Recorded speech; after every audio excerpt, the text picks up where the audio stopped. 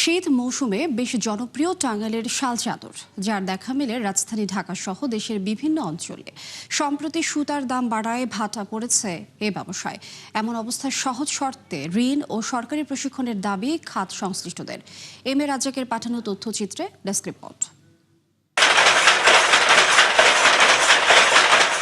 শিল্পীর নিপুণ হাতে তৈরি হচ্ছে এক একটি শাল চাদর। বাহারি ডিজাইন ও কারুকার্যে চাদর বানাতে ব্যস্ত সময় পার করছেন কারিগররা। এই দৃশ্য টাঙ্গাইলের দেলদুয়ার নাগরপুরের তাঁতপল্লীর। দিন দিন যার সুখ্যাতি ছড়িয়ে পড়ছে দেশব্যাপী।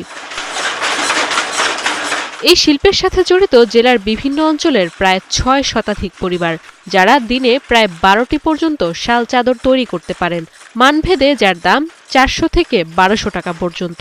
কাজ করি অনেক বছর ধরে, অনেক তাঁতা ছিল, ওখানে মনে করেন সইতার দাম অনেক, কাপড়ের দাম কম, আমাকে পড়তে হয় না। যেমন ৪০০ টাকা, ৫০০ টাকা, ১০০০ টাকা পর্যন্ত আছে। বর্তমানে এমনি চাহিদা আছে, ভালো চাহিদা। আর ৬ মাস আমরা বোনা দিয়ে খেরা মহাজনরা বিক্রি করে, তারা স্টক করে, আঙ্গুঠান মিলে নিয়ে তারা স্টক করে। তাঁত মালিকরা জানান, সুতা সহ অন্যান্য উপকরণের দাম বাড়ায় এবছর ভাটা পড়েছে ব্যবসায়। তাই সহজ শর্তে ঋণ ও সরকারি সহায়তা চান তারা। গত বছর থেকে এবছর সুতার দাম অনেক বেশি, আর মূলত হচ্ছে সরকার নাই, গার্মেন্টস কারখানা সব বন্ধ, সুতার বর্তমানে খুবই ক্রাইসিস। বর্তমানে সুইটাই খুব অভাব, ক্রাইসিস বেড়ে গেছে। তবে শিল্প সম্প্রসারণে প্রয়োজনীয় ঋণ ও প্রশিক্ষণ দেয়া হচ্ছে বলে জানালেন এই কর্মকর্তা।